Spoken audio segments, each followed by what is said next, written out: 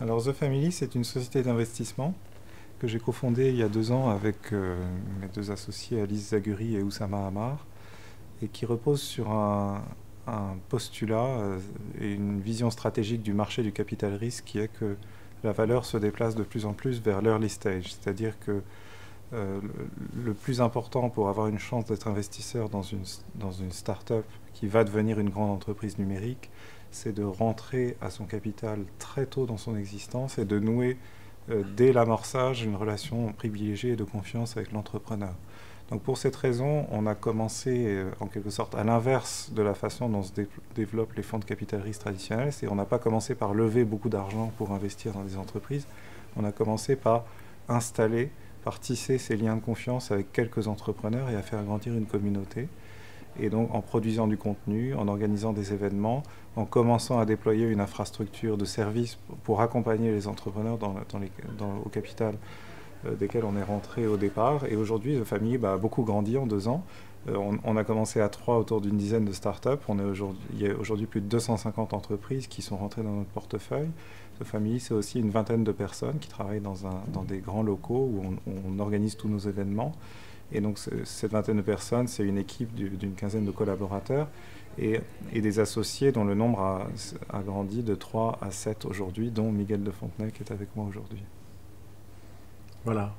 Et donc deux mots simplement pour compléter, parce qu'en fait je pense que c'est intéressant dans le contexte, c'est que moi j'ai rejoint The Family assez récemment, après un parcours qui est un parcours de grande entreprise, mais simplement pour exprimer la convergence qu'il peut y avoir entre deux mondes, le monde traditionnel, des entreprises traditionnelles, et le monde du numérique, de l'innovation et des startups.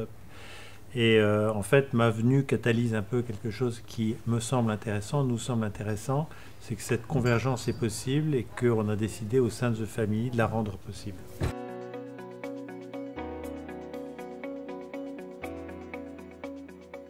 Alors, est-ce qu'elles ont une chance à l'heure numérique? Oui. Elles ont une chance à condition qu'elles aient le courage de prendre les bonnes décisions. L'une des difficultés aujourd'hui pour une entreprise traditionnelle, c'est qu'elle se caractérise par le fait qu'elle, ce qu'on appelle, elle court après sa résilience. Elle travaille dans un modèle qui fonctionne en fonction d'un certain nombre de KPI, dont le revenu, dont la profitabilité, etc. Ce sont des modèles traditionnels qui sont des modèles qui sont fonction des produits et des services qu'elle délivre. Et ces modèles sont des modèles relativement contraignants et qui ne sont pas ouverts à la transformation et à l'innovation dite de rupture, c'est-à-dire l'innovation qui n'est pas une innovation simplement de perfectionnement, d'optimisation ou une innovation incrémentale.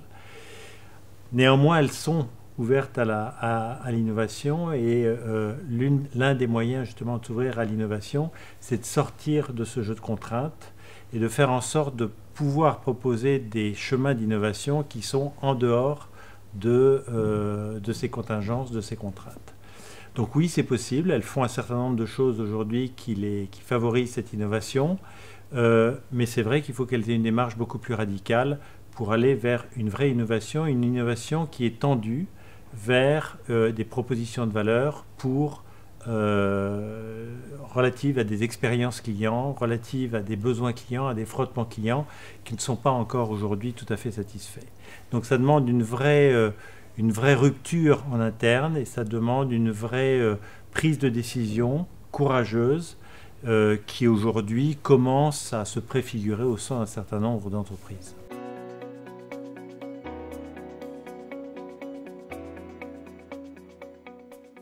Alors, The Family a été créé dans un contexte où on s'est dit, entre fondateurs et maintenant entre associés, que nous sommes dans une ère dominée par l'entrepreneuriat. L'entrepreneur, c'est celui qui sait se mettre à l'écoute de besoins non exprimés par les individus, qui sait déployer une solution pour répondre à ce besoin et qui sait la faire passer à grande échelle sans dégrader sa qualité, au contraire même en améliorant sa qualité.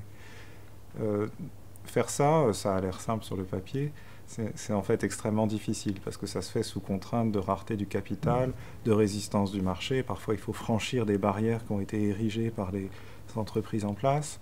Et donc, être entrepreneur, ça demande une détermination à toute épreuve, ça demande une énergie extraordinaire. Il faut travailler pour ses clients le jour, en rêver la nuit.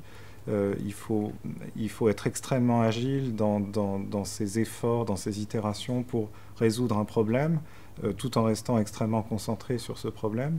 Et il faut faire tout ça dans l'urgence. C'est-à-dire la force d'une start-up, c'est qu'elle a un peu de capital, un peu d'argent à la banque, et qu'elle sait dire à tout instant dans combien de temps ce capital va être épuisé. Et donc, dans l'intervalle de temps qui le sépare de sa disparition, elle va mobiliser ses ressources sous une pression, sous une contrainte d'extrême urgence. Et c'est ça qui la différencie des grandes entreprises qui, elles, ont tout le temps devant elles, et donc prennent le temps de mûrir et d'arbitrer des décisions dans des processus très très longs, tout en cherchant à concilier ça avec leur modèle d'affaires actuel.